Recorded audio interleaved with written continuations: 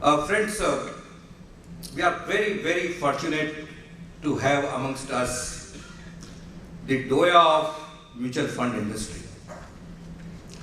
A man, to meet him or to listen to him is a treat. He is none other than the Executive Director and Chief Investment Officer of Hdfc Mutual Fund, India's leading mutual fund, Shri Prashant, Jain. Prior to joining Hdfc AMC, he has worked with Zurich AMC also as the Chief Investment Officer. Jain has got collectively over 28 years of experience in fund management and research in mutual fund industry. As in his earlier stint with SBI from 91 to 93, he remained associated with SBI Mutual Fund as fund in charge. He completed his postgraduate diploma from the Institute of Management, Bangalore in 1991. Before this, he has obtained bachelor's degree in mechanical engineering from IIT Kanpur. You know, both kind of qualifications and dono haath mein laddu, you know. Prashant Jain holds distinction of being the only fund manager, mind it, the only fund manager in India and one of the very few globally to have continuously managed a scheme in a fund for over 25 years. It has been acknowledged by the world leaders, the global leaders, and you can find it in Google also. This fund, namely the HDFC Balanced Advantage Fund, earlier known as HDFC Prudence Fund, is the largest equity-oriented scheme in India and has delivered a CAGR of 18% net of expenses since inception till August 2019. I think he possesses great skills on picking the right stock at the right time, and his investment decisions are very keenly watched by the market participants and fund manager across the globe. With this, ladies and gentlemen, I have great pleasure to introduce before you and to invite before you Shri Prashant Jain. Sir.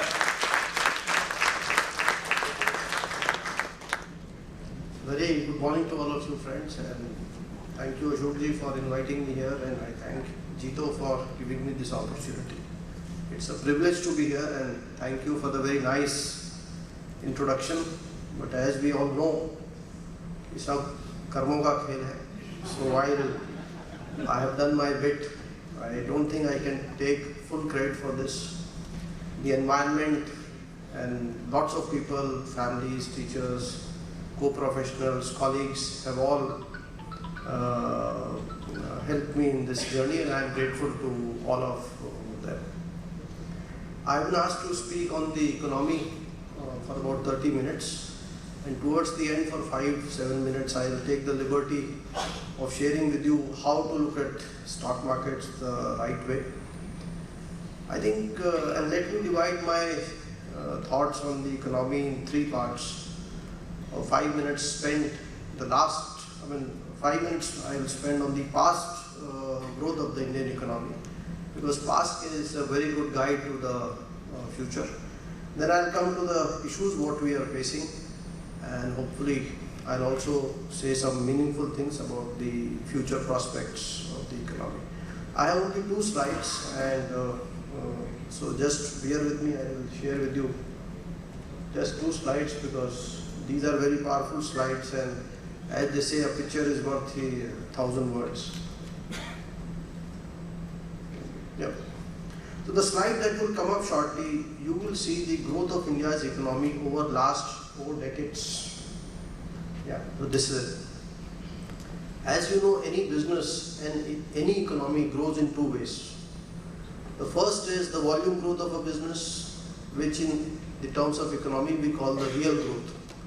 And on top of it, there is inflation, price increases, and so the yellow bars here is the inflation over each of the 4 decades, last 4 decades.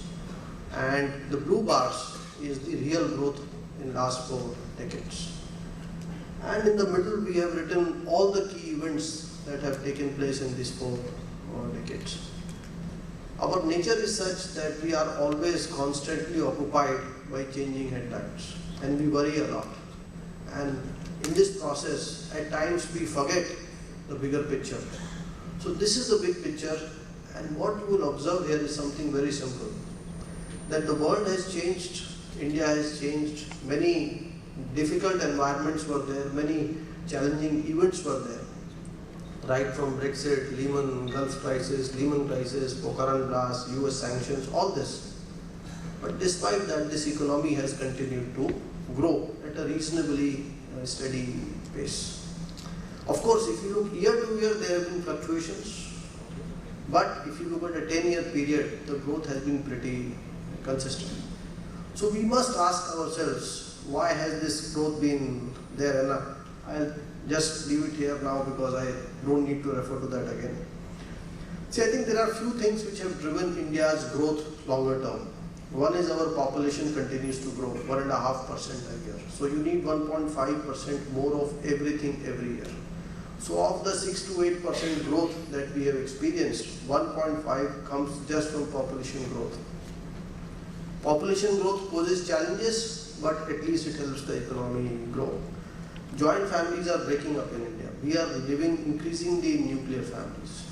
So the growth in number of families is probably 2.5 to 3%, which means right from homes, cars, furniture, whatever, you need 2.5 to 3% more each year. So half the growth you can basically explain by the rising number of families. Affordability is increasing. When I was a student, to buy a bicycle was difficult. And today buying a car or a motorcycle is not difficult at all. So you can see, while we may still not be happy with what we can buy, but thing is that incomes have been growing faster than the prices of goods, and affordability has generally been going up. In India, even today, only 10% families own a car. Just 5% families have access to air conditioning. And that has two messages for us. If we have access to a car and air conditioning, we are privileged. We should feel happy about it. And number two, 90% people are yet to buy a car. So that tells you how much headroom is there for future growth of India. So I think yes, 5 trillion we will reach. I don't think that's in doubt. The issue is how fast you can reach it. We should even reach 10 trillion in due course of time. And the final thing what is driving growth in India is the shrinking product life cycles. In my father's generation, someone would change a car after 20 years. Today we change a car every few years. So you can see that actually these are very simple observations what are driving growth in India. Population, nuclear families, affordability, and shrinking product life cycles. Investment in factories or infrastructure is nothing but the back end. It is like the kitchen of a restaurant. So whatever we consume, goods or services, whatever you consume, the process of making it and bringing it to you needs investments in factories and infrastructure. So as the consumption grows, investments have to keep pace. And this is how this economy keeps on growing. And now if you look at the changing headlines, whether it is Lehman crisis or Brexit or whatever elections, you will realize that none of these 4 basic factors are impacted by the changing headlines. And that's why this economy has been growing at a reasonably steady pace thus far. So I think this was the past, and let me now come to what challenges are we facing today. But before that, let me share with you some data points. In 2003, if someone joined, an engineer, if he joined IT industry, the starting salary was 2.5 lakhs a year. And that year I had a driver and his salary was 40,000 rupees a year. Come to 2019, if you join an IT company today, your salary is 3.7 lakhs. And the driver is getting about 3 lakhs, 2.5 to 3 lakhs. So you can see something very simple but very powerful has changed. The white collar wages have converged with the blue collar wages. The blue collar salaries have grown almost 6 to 7 times in last 15 years, but the white collar wages have grown only 1.5 times. Now why I took engineers? Because the maximum graduates in professional education are engineers. CAs are not smarter. So actually you should be here and I should be there, because most of you are CAs and I am an engineer, and I will tell you why you are smarter. This very low growth in engineer salaries has not been experienced by chartered accountants, and that's because your institute has moderated the supply of chartered accountants to keep pace with the demand, which is not happened with engineers. But for the economy, I think engineers are more relevant, more representative, because of the sheer number of engineers that pass out. So I think this is the real issue that this economy is facing. I mean, different people have been giving different reasons, from demonetization, GST, all kinds of things, as to why the economy is slowing down. But to my mind, the real challenge that we are facing is that the white collar wages for most of us have degrown in real terms. Now the question is, how did we sustain growth in that case over the last 5 years? Because what I gave you the data is over last 15 years. And the answer to that is that we have sustained growth in India in last 5-7 years due to falling savings and due to rising household leverage. So in last 10 years, India's household savings have seen a very sharp fall. Actually, I had not planned this, but maybe I will show you this slide. So you look at here. The savings rate was going up for 50 years, and in the last 10 years, it has fallen very sharply. So people have dipped into savings to maintain a basic lifestyle. And the second thing what has happened in India is that our household debt has gone up very sharply. If you look at the last column, you will see that household debt has gone up from 12% of GDP to 18%, which means debt is actually up 3 times, because GDP itself has doubled.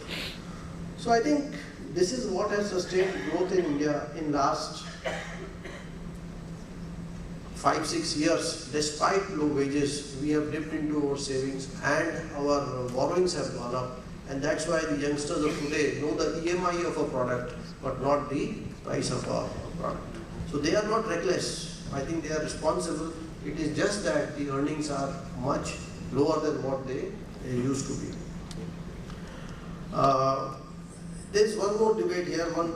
Many economists say that India's debt has gone up, but it is still below global levels. That is true, but I think we are reaching the limits of our debt in households, because the interest rates in India are much higher. If you multiply 18% debt to GDP by 12% interest rate, it is about 2.5%. And if you multiply 40% debt in US by 4%, it will come to about the same. So in terms of interest expenditure to income, our expense levels of interest for households have already reached global levels.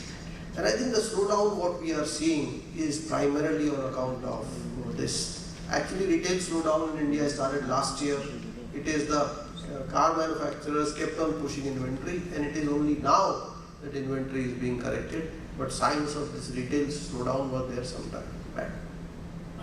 Now the question is that this is a very serious issue. If people don't have enough income, it reflects very poorly on the economy and on the future growth prospects. So this was a serious challenge, and the economy was beginning to fall into a vicious cycle of low demand means low investments by companies. Low investments means low jobs, low wages, and low. So you can fall into that vicious cycle. And that is why I think what has happened in the last few days is indeed very remarkable. It is unconventional. No one was expecting it.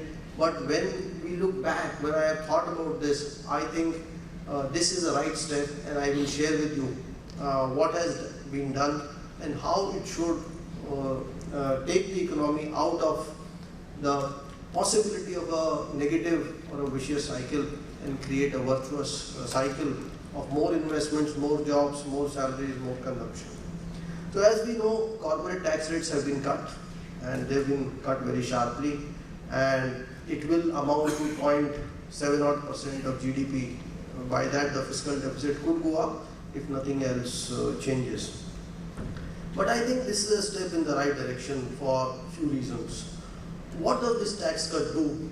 One, it I think takes away that feeling of negativity, that the government does not care for the businesses, for the rich. I think that negativity goes out overnight. And anyone you talk to, people feel more optimistic. And I think that is the single biggest achievement of this. Because to do well, you certainly need to be optimistic. I think what is achieved is that companies will get on an annual basis about whatever $20 billion a year. Now what can they do with that money? They can either drop prices to improve affordability, and I think in some industries prices will come down. It can lower inflation, can lead to lower interest rates. What else can they do? They can invest in more plant and machinery, set up new facilities. And there has been a very important announcement that if you commission a new facility before March 23, you will get a lower tax break. So I think that brings a sense of urgency that you have only 3 years to put up a new plant to avail the tax break. So I think it should definitely revive the weak private capital expenditure cycle in India, which should hopefully create more jobs. And I think as companies pass on some benefits to consumer, as interest rates continue to remain low because of lower inflation, I think the consumption will also over time revive. And I think there is one very good impact of this which no one has written about. India's market cap is roughly $2 trillion. You have taken a hit of $20 billion in the revenues. If the markets go up just by 10%, that is 200 billion. And 3/4 of that wealth is owned by Indian shareholders. FIIs own only 25%. So by spending 20 billion, of course it is 1 year's number, your wealth can go up by 150 billion. And I think as wealth goes up through mutual funds, direct stocks, insurance companies, PMS, AIFs, or whatever, portfolio wealth, promoters' wealth, then I think it will again spur consumption. So I think if you look at this whole thing holistically, I think it is a win-win for everyone. And the good news is that since private capex is so weak, since the demand for new loans is so less, that even if the government has to borrow a little extra, I don't think it will push up interest rates. And I think it's the government's job to act counter-cyclically. When demand is weak, then you need to stimulate demand, you need to stimulate investment. And I think that is precisely what has been done. So I think and one final point why I think the timing of this decision is extremely good. See, look at the world, look at the environment outside. US is the world's largest importer, the largest economy, and China is the world's largest exporter. Chinese wages are now much higher than Indian wages because they have grown much faster. Chinese per capita income, I could be wrong, but I think it should be 3 to 4 times of Indian wages. So what does it mean? We can make whatever China is making at much lower costs. The US and China are not on very good terms. They are trying to reset the trade equation between them. And if you read what Mr. Trump said yesterday, he said that we are not at war militarily, but trade and military wars sometimes actually are two sides of the same coin. So I think this opens up a huge opportunity for India.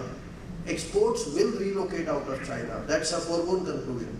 Both because US wants it, they don't want a very powerful China, and also because the Chinese wages are now much higher than Indian wages, Thai wages, Vietnam wages, Bangladesh wages. So these factories have to relocate elsewhere. If you look at the tax rates in the region, India had lost competitiveness. If you look at last 15 years, all the neighboring countries, entire Southeast Asia, Singapore, all of them, the tax rates were 25% or below. India was the only outlier at 33 odd % tax rate. So I think by cutting these tax rates, we have taken away one big disadvantage which Indian businesses have. If today US companies want to decide, I want to relocate out of China into what other country, I think this tax break forever 25%, and if you commission a factory before 23, a 17% tax, I think makes India most competitive, and it takes away one big disadvantage what we had. I think the big investments into India will come not out of local businesses in the foreseeable future to my mind, but from global multinationals, because they have to India is not a part of the global supply chain.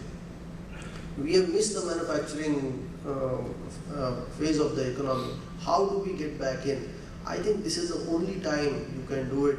If you don't do anything for next 3-5 years, once these factories relocate, I think we would have missed that bus permanently. And I think I'm sure the government is working very hard on this, and this was at the back of their mind when they thought of this. The Prime Minister is in US, and let's hope there are some good announcements, good agreements over the weekend.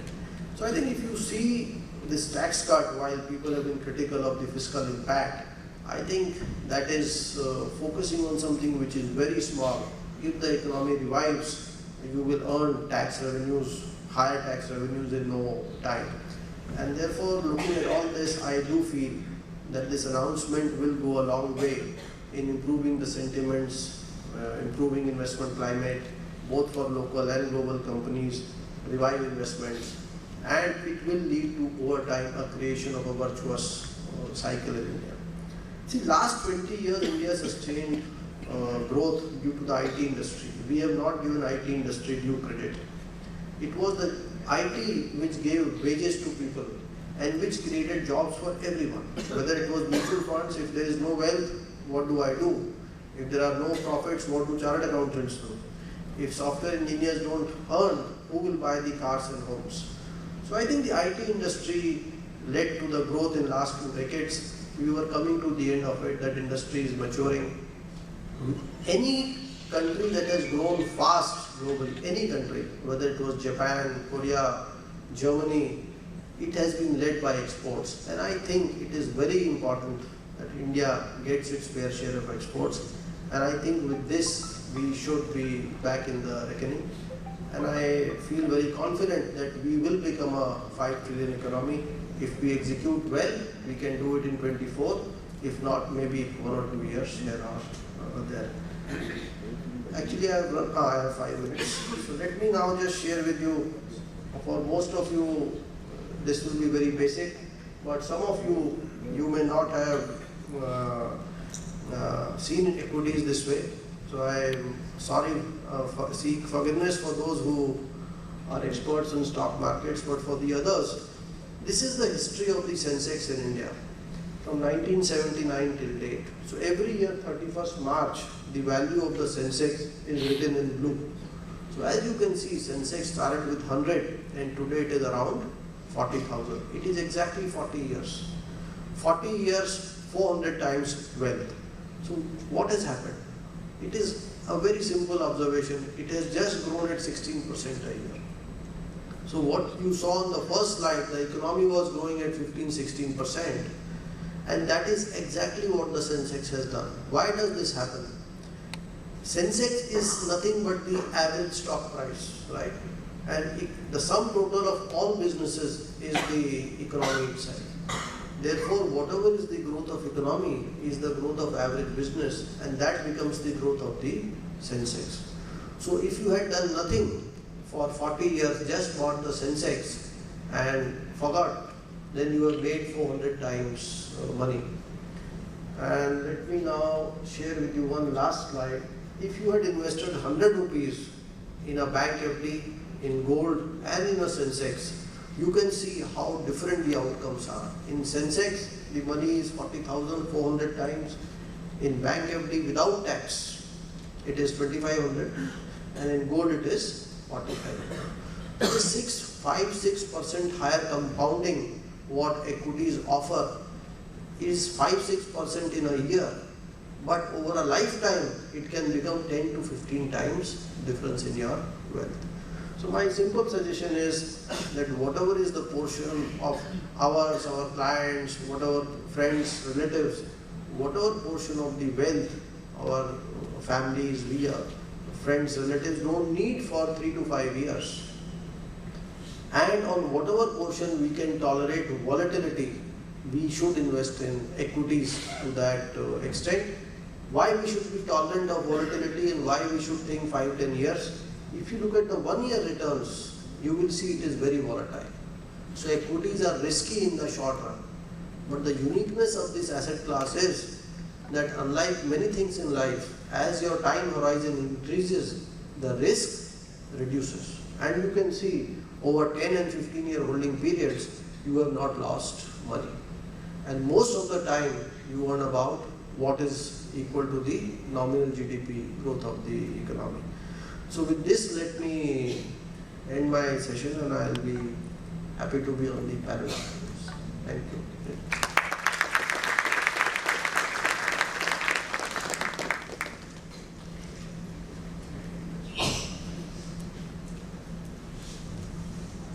Thank you, Prashant ji, for bringing that great confidence, hope and optimism.